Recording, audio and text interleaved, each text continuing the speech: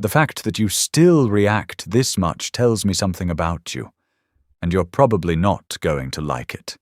It tells me someone still has access to you, not your attention, you. They say one thing, your mood shifts, they ignore you, your mind spirals, they disrespect you. And suddenly you're replaying imaginary arguments in the shower like your life depends on winning. That's not just anger. It's a sign that something inside you is still waiting for other people to decide how you feel. And here's the hidden reason you still can't stop reacting. It has almost nothing to do with your temper.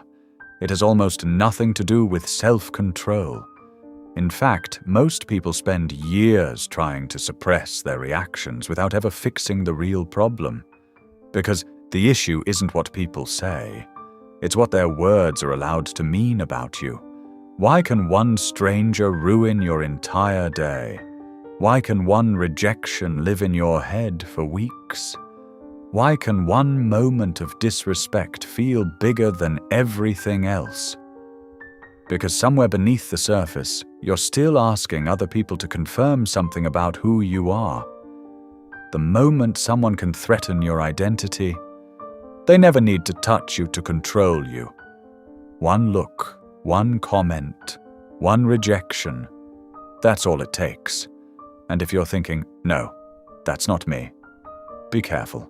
The people most controlled by their triggers are often the ones most convinced they're completely in control. So what exactly are your triggers exposing? Simple. Whatever triggers you, owns you. Ignored too easily. You're attached to feeling important. Criticized too easily. You're attached to being admired. Corrected too easily. You're attached to being right.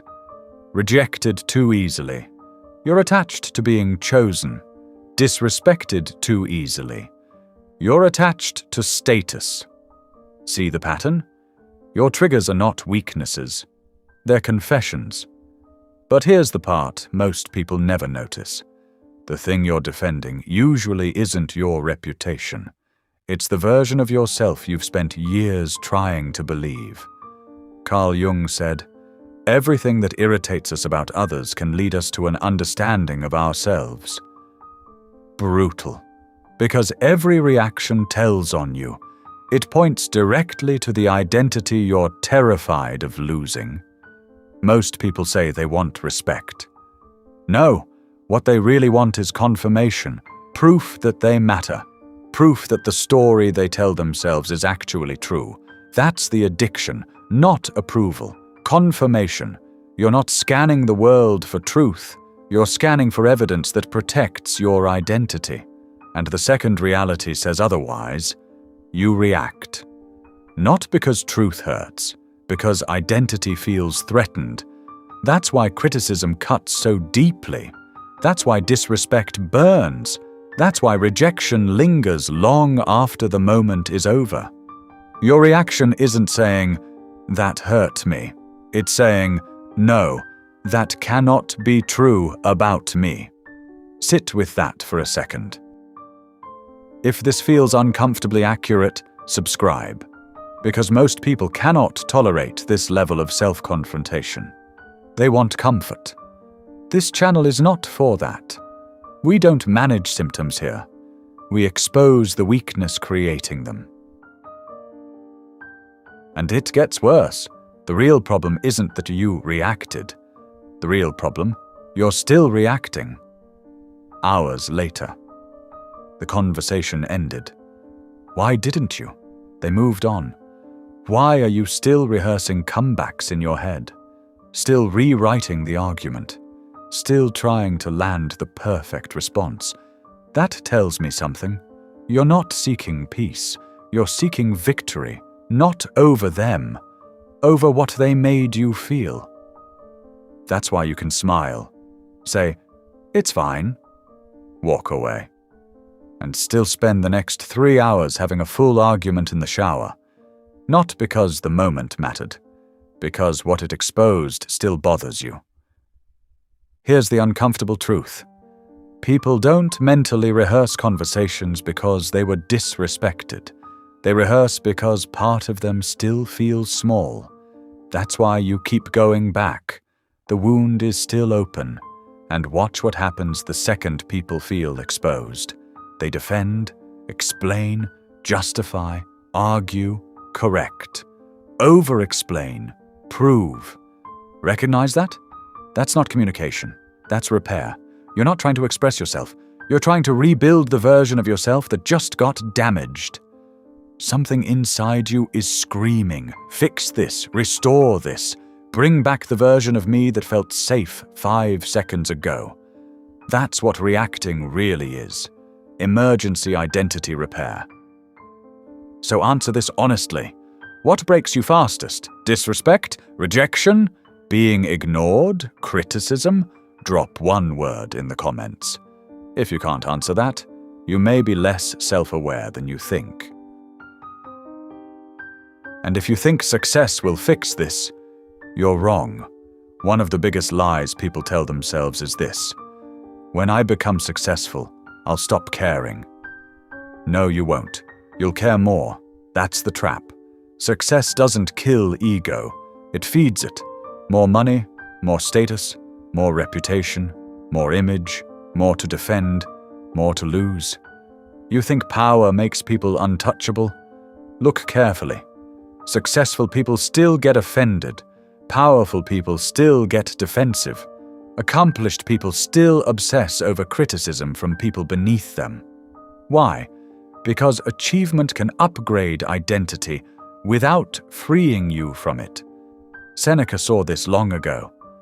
No man is more unhappy than he who never faces adversity, for he is not permitted to prove himself. That's brutal. Pressure doesn't create weakness. It reveals it. One insult, one public embarrassment, one criticism. Suddenly the polished exterior cracks, and the real dependency shows. And that leads to another mistake people make. They assume looking calm means being free. Don't be impressed too quickly. Silence can fool you. Some people look completely unbothered. No reaction, no argument, no emotion. Meanwhile, they're fighting entire wars in their head, answering insults in imaginary conversations, winning fake arguments alone, smiling in front of you, bleeding in private. That isn't peace, that's performance. Silence is not freedom. Control is not freedom. You can say nothing and still be completely owned. If this hit harder than expected, like the video, most people want soothing lies. Share this with someone ready for uncomfortable truth. So what actually breaks this entire pattern? You stop letting people define you. Not in theory, in real time. Because right now, the moment someone criticizes you, something inside you still reacts automatically. What did they mean by that? That question alone is the problem, because you didn't just hear them, you translated them. And the second you translate it, you've already accepted it has authority. Watch how fast it happens. A comment comes in. You don't ignore it. You process it. You adjust yourself around it. Even if you say nothing out loud, your mind already moved. That's access. That's control. Now imagine the opposite. Same comment. Nothing moves.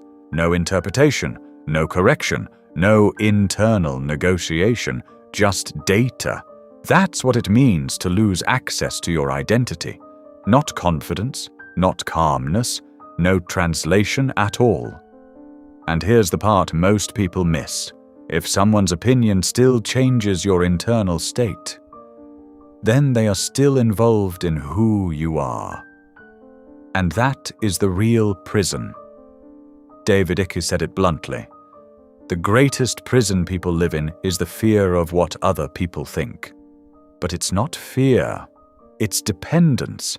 Because as long as their opinion still defines your reaction, you are not reacting freely. You are responding to permission. And here's where it gets uncomfortable. most people don't actually want to lose this, because if nobody triggers you, you also lose something else. The emotional spikes, the justification, the anger that feels right, the stories that make you feel validated in your reaction. Even the victim position starts to disappear. No enemies, no offense to defend against, no identity to fight for, just you. And that's where most people stop, because they don't call it freedom, they call it emptiness. So instead of letting go, they keep the triggers alive. Not consciously, structurally, because at least being triggered still makes them feel real. So why do you still react? It's not the situation, not the words, not the people, it's the negotiation. Something in you still treats external input as something that can define you. Respect, disrespect, approval, rejection. It all gets converted into meaning about who you are. That conversion is the problem. Because once you translate events into identity, you stop responding to reality. You start responding to interpretation. And interpretation is unstable. That's why everything becomes loaded. A comment becomes a judgment. A silence becomes rejection. A reaction becomes validation or threat. And now you are not reacting to life directly. You are reacting to what life is supposed to mean about you. That's the loop. You react. You replay it internally. You rebuild your position. Then you wait for the next trigger. Same mechanism, different moment. It continues because one question is still active. Who are you in this situation? As long as that question is open, external input stays relevant. It can still shift your internal state. That is the real reason you react. Not emotion, not intensity, but ongoing dependence on external definition. The hidden reason you still react isn't that you feel too much. It's that something in you still asks the world, "Tell me who I am." And as long as that question stays active, reaction stays necessary. Not because you're unstable, because definition is still outsourced. Don't stop here. The next video on your screen exposes the habit that silently keeps people emotionally weak. Watch it now, because seeing the problem is one thing, removing it is another. And subscribe if you're serious about becoming impossible to control.